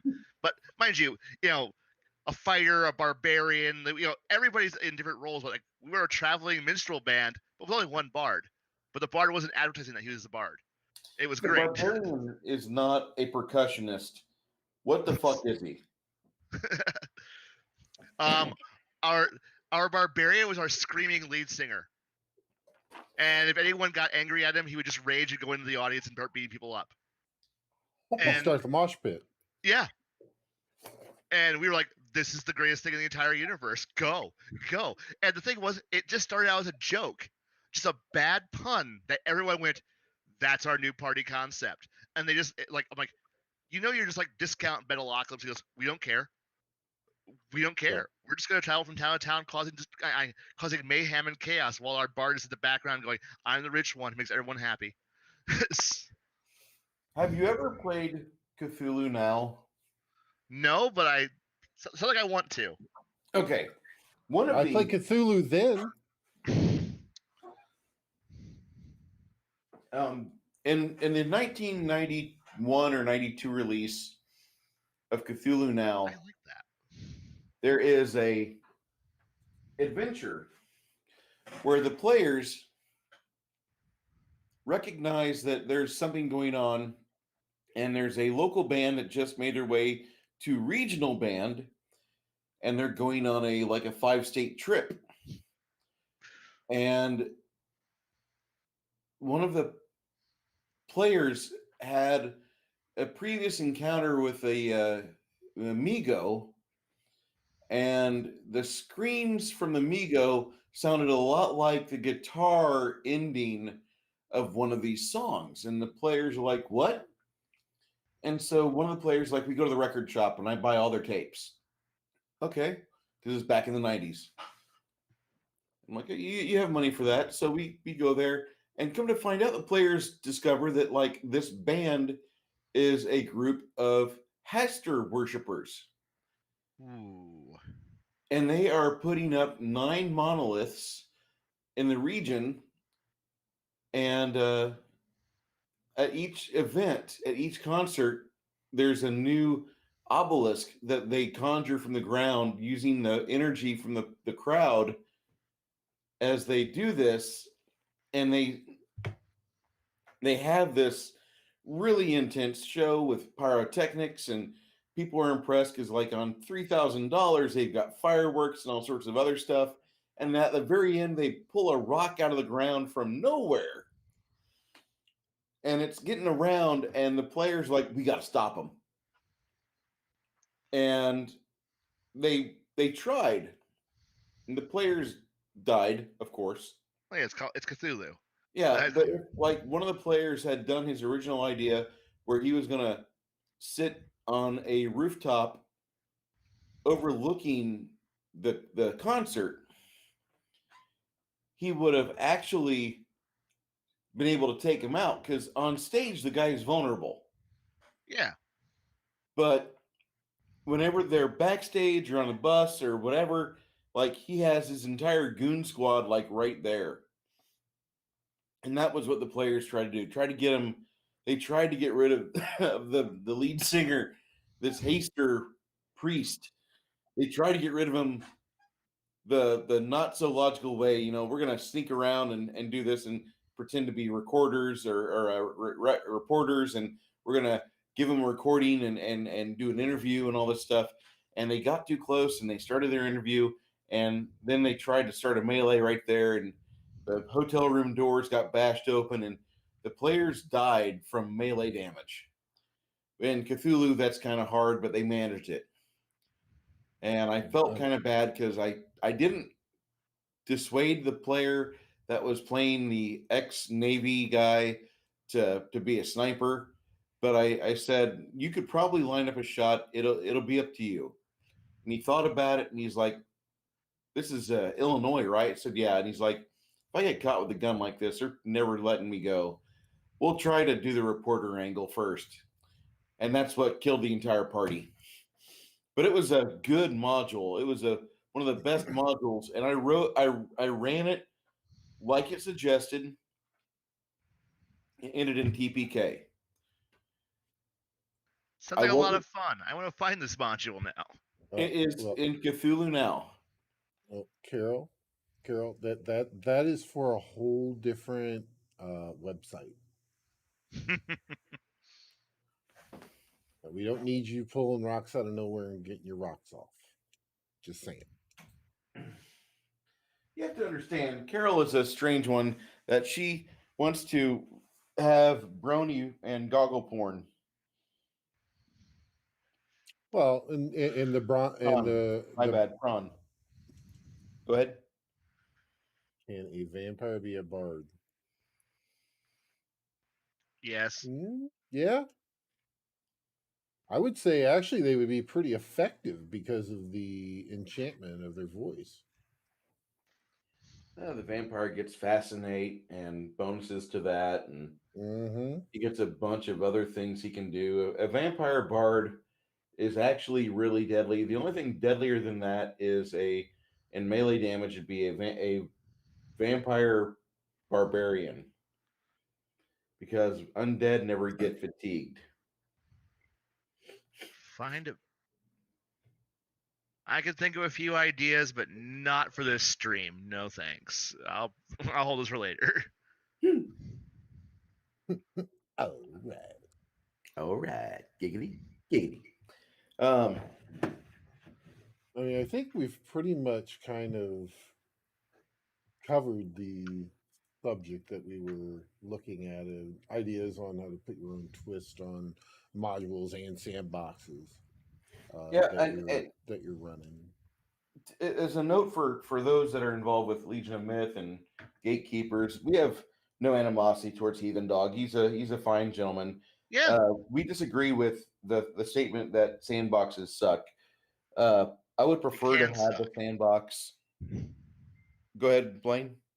No, sandboxes can suck. When done wrong, they do suck. When they done terribly, they're a quicksand. They're a quagmire because you give too much freedom and the players just sit there and spin because you've given them nowhere to go. So you need to have, but much like, if anyone's ever like, if you look at an empty sandbox, it's just empty, but you gotta start you gotta start building something in it.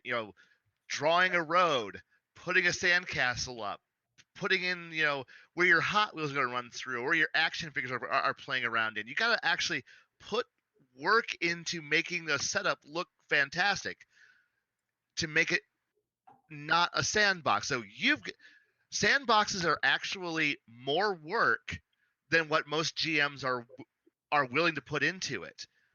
If you look at a sandbox, most GMs are like, it's too much work. It is too much work, but you're committing yourself to that kind of work. So much like how a bad GM who doesn't read his goddamn module will not run a good module, a GM who wants to run sandbox and doesn't put the goddamn work in is going to have a shitty game. So no matter what, I think what it all comes down to is no matter what style of GM you are, if you don't put the work into it, if you don't read your books, if you don't study, if you don't have enough material, if your library of knowledge is not big enough, the game is always going to suck. Your players are going to suffer for the fact that you are at your core a lazy piece of shit as a GM if you won't put the work in. If you won't do research, if you won't read, if you won't make your sandbox work, if you won't know what your module does, you are a shit GM and your players are suffering for it. And they're going to have a bad experience. They're going to learn your bad habits when they go forward into gaming. And yes, modules do give you a direction, and that's fantastic. And the thing is that you can actually hybrid.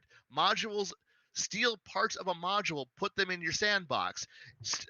Also steal from other modules and throw them in your module in another module, so that way Like, say you're a module GM. Say that you were just gonna run in Legends of Five Rings. That's what I know the best is like City of Shadows.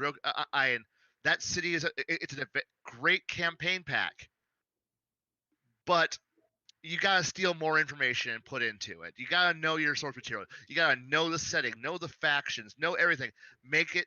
You gotta put work in, and most GMs are lazy. Not that, or they're overworked, and they should just.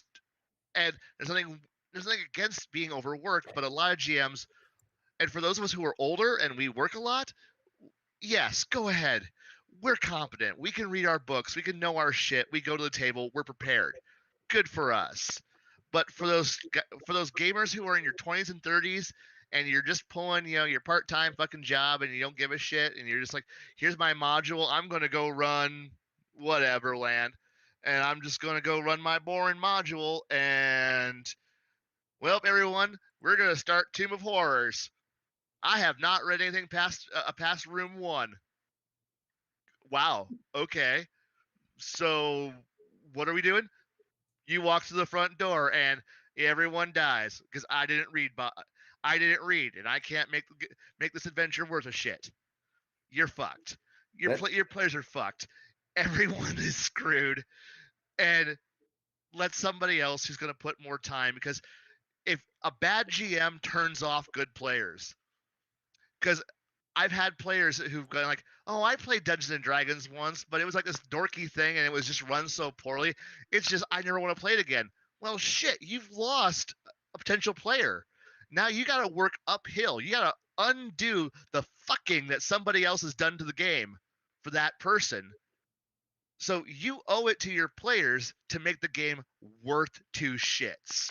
So that way they want to come back because you get a bad experience, you're going to have players go, I never want to touch that game engine ever again. And now you've lost potential friends because you're lazy. Yeah, and that's the thing. If you run a game right, your players are not going to just talk to you on the day where you're running. You're going to be getting messages from them. You're going to be like, "Hey," or you're going to be getting words from, "Hey, me and so are going over to eat at this place. Do you want to come?" Now, granted, when you go there, you're going to have your shields up because they're going to be like, "So we're feeding you, but we want these bonuses for the gameplay." And you might understand that bribery of a GM is a time honored tradition. Make sure they wash your car right. Okay, that's all I'm going to say. But you, as a GM, Agree. you're losing on having good friends in your life if you're going to ruin potential friendships by souring them on your inability to just read a fucking 16 or 32 page module. At least read the first 5 rooms. God damn it. Read the first page at least and see if it's something that you're going to be able to bend into your campaign. Since your campaign is so fucking important, you can't run a fucking Greyhawk session right. Oh, I'm sorry, I didn't mean to say that. My bad. It's okay. I'm just irritated at people that don't read, and it's just that they buy modules and they think, hey, I'm going to run this. And I used to do this all the time where I would buy a module and I'd immediately shuffle home and try to, hey, when are we playing next? What are we doing? And then I'd try to run it and I screwed up. But thankfully, my players forgave me and they allowed me to grow as a GM. We never And I'm not a great GM now, but I try. I try to. We never forgave you. Yeah. And Never. And yes, bad players can ruin a good GM. They can. This is a two-way street. Yeah. It's always a two-way street. But because I know people who refuse the GM now because they had a couple of bad people in their games and they were just like, I'm not going to subject myself to that anymore. Nope. And that's the bad thing because like they've lost out on an opportunity where they could really have had fun if they would have had a good group, a good table of people. Yeah. And Carol's like, well, maybe the non-readers don't understand what they're reading. Well, don't let them run a table. First off, you can let it be dumbed down a little bit, or like pull that player aside, give them the Cliff Notes version, and then return them to the table. Bob knows what he's going to do now, and let him go at it. But I seriously think that as tables, if Mature. you are part of a table and you've got a GM that isn't giving you their A game, ask them, like, what do we need to do in order to have a better time at the table? And if you're a GM that's having trouble with your players, there's no harm in asking them, listen, I think I'm going in a direction that you guys don't want to go. What can we agree on? What do we want to do together? In And fact, go with that. I Oh, think yeah. that's the exact conversation that you started with when we Second Darkness. Yeah. Yeah, because when we were playing that, they made it through all 5 books pretty much without a hitch. But then book 6 was this giant kind of sandbox, and I, as a No, DM, wasn't prepared for it. it Go was ahead. not a sandbox. It was a choo-choo train. Yeah, it was a You literally went from one room to the next room, yes. and it was the exact same thing you did in the room previous. Yeah. And Monsters, everything. yeah, and I was like, this is really weird, and the players weren't liking it. It was I had literally to rinse stop and the game, repeat, rinse and repeat. It was just like, and what are we doing? yeah, Capron and you both were like, the fuck are we playing this for? And there were so many people that we talked to after that they have all their own horror stories with Second Darkness. And Mhm. it is a horrible Pathfinder adventure path. No, well, hold on. It is fine until you get to that part. Yeah. But So I it's not a horrible adventure path. The ending is a horrible ending to the adventure path. yeah, the ending to it is just an absolute shit show. Anyway, I think we've gone pretty far on this, and we're coming up on. Yeah, remember, Garrett? Were you with me whenever we went and saw Your Highness for experience points? No. I'm sorry. No, I was the one that brought the Star Wars Christmas The holiday special, the holiday And- special and I gave that we you watched for DXP. I gave you and her the experience points for bringing that, and we watched it in abject horror together.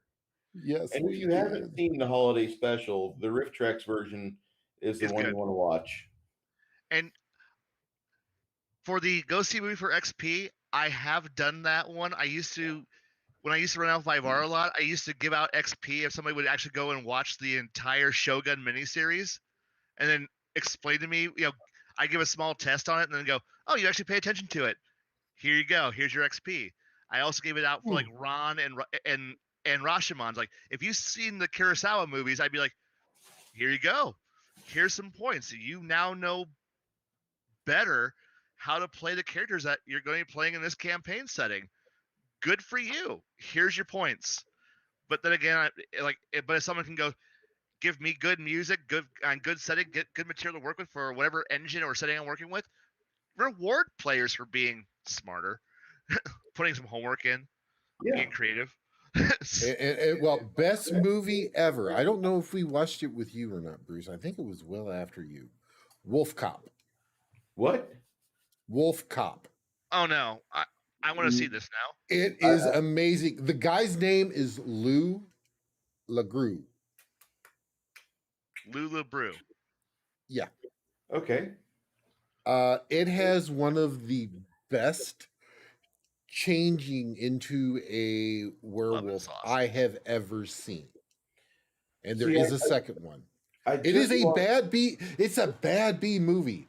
I'm a seer. Amazing changing transition scene. Yeah, I missed the game room too, Andy. That was a really good hub. Oh. Yeah, I wore this just for tonight. Okay, cool. Oh, that is awesome. Carol says we need to watch Love and Saucers. Not related to anything you're talking about, but you should watch it regardless. It's on Tubi. I've marked it down. I'll watch it. Yeah, I'll check it out. I know the guy who owns Tubi. It's okay. I want to say the best bad movie I've seen lately is FDR American Badass. Oh no. That's older. It's an older film, but at the start of it, FDR and his guys are all talking and chewing the fat, and all of a sudden, they get attacked by a werewolf in a Nazi uniform. No, not Nazi uniform. Uh, he's got a tattoo. They find out later he's got a tattoo, but the wolf gives him polio and makes his legs into little baby legs. And Eleanor about has a fit when she sees his baby legs, can't sleep with him anymore. So anyway, they outfit FDR with a really badass wheelchair, which as a person who hates the wheelchair gaming D&D, FDR's wheelchair is pretty badass. It's got like 9 yards of 223 or some small caliber ammunition, but he's got a wheelchair that fires bullets. And they fill him up with silver bullets so he can kill Nazi werewolves. And it's one of the worst, best movies you'll ever see. No, it's not like Abraham Lincoln Vampire Hunter. It is exactly like Abraham Lincoln Vampire Hunter. It is a bad movie and a guilty pleasure to watch. You know what, though? The movie I was not that impressed with. The book I loved. Oh. Like, legit, the book, Abraham Lincoln Vampire Hunter, I loved. It's great Well, because it's got all the dates and times of what he's doing and where he's going that's Yeah. historically accurate. Like, Pretty he's much. going to these places and doing stuff. And the other thing is the other one I mean, it was decent with what they could get rights for. I knew they weren't going to get rights for everything, but Ready Player One, the only thing that I wish they would have had is actual Rush music in it. Yeah. Because that book is so heavily entrenched in Rush. Yeah. I mean, they had one poster, the entire thing, and I'm sitting here going, really? Yeah, you don't think Rush would have said, yes, use our stuff? I'm just being reminded now that I have not watched enough bad movies in a while. So, yeah.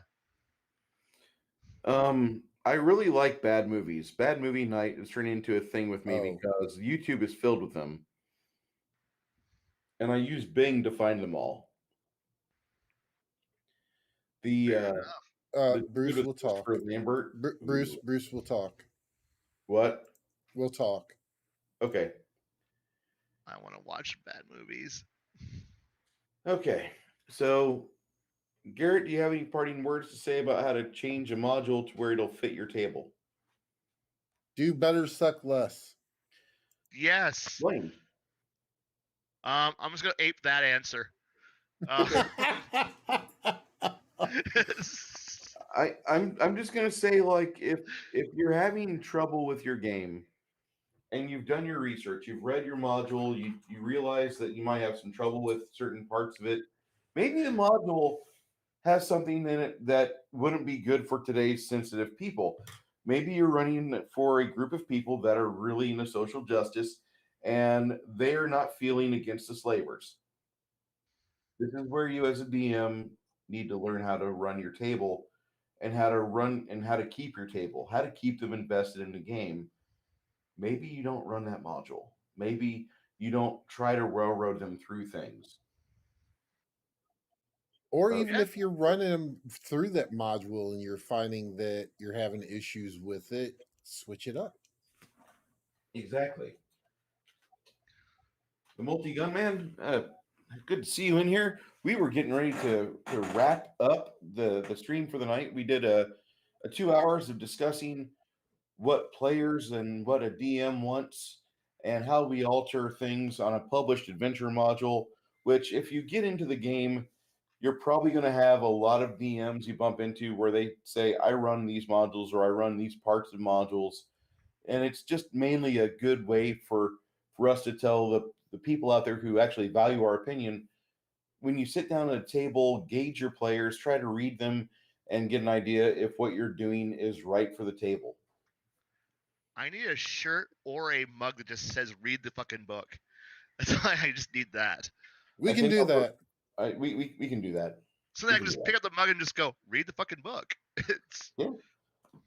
Yeah. I think we had a really good stream. I really appreciate everybody who came in our chat today. Gorilla Red, Hungry Wolf, Hungry Ewok, Connell Wolf, Multi Gunman, Carol's Cookies, Cam. Everybody, And for those of you that are going to watch this on the replay all the way through to the end, thank you so much. Really want to appreciate you guys, because without you, our channel's not going to grow. Our efforts aren't going to go the direction we want them to. And if you have anything you'd like to add, go ahead and add it in the comment section below. Appreciate Also- your time.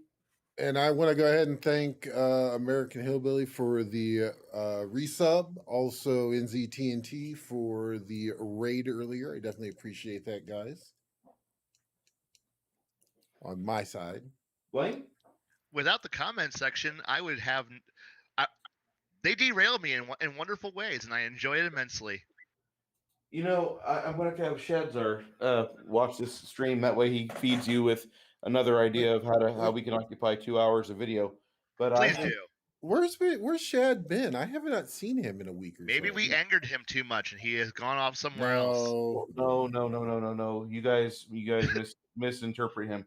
He has actually been studying his new arrival of the Hero Quest box sets. Oh, Kickstarter just landed. And if you haven't been keeping up with it, the miniatures look delicious. They are wonderfully carved. They've got great detail. And I wish people that have just bought their Hero Quest game, adventure game, I want them to have fun. And for you guys in chat, for those of you that are here, we appreciate you. We want you guys to have fun too. If you don't have a hobby, get a hobby, okay? Because if not, you're gonna find yourself bored and irritated because you're not doing anything for fun for yourself. So learn how to have fun. very much so. Uh-oh, puppy cam. Aw, puppies. What are you doing? What are you doing? Squirmy. We're gonna Squirmy end puppy. on Oh my this God, oh my note, God, oh my on a God. happy note. Oh God, he's Thank you. Thank you. Have a good night. Jesus. Okay. There we go. All right. Psycho boy, psycho. All right. Well, take me off full screen. Take me off full screen. Because the puppy is over.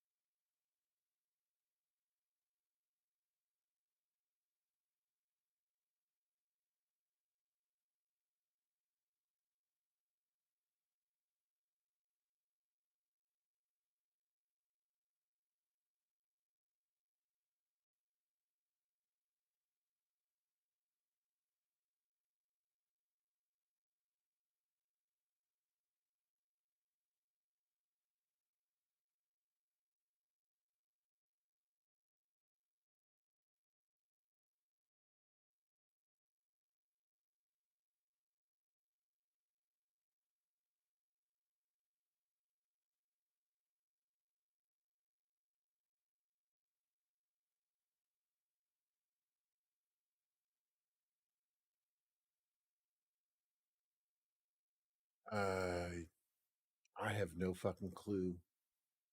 That's the first I've seen of it.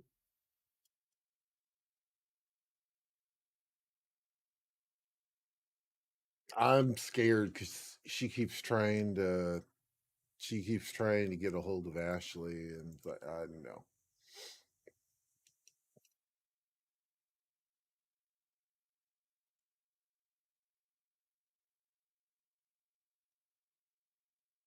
Shit. No, because his girl he had before was amazing.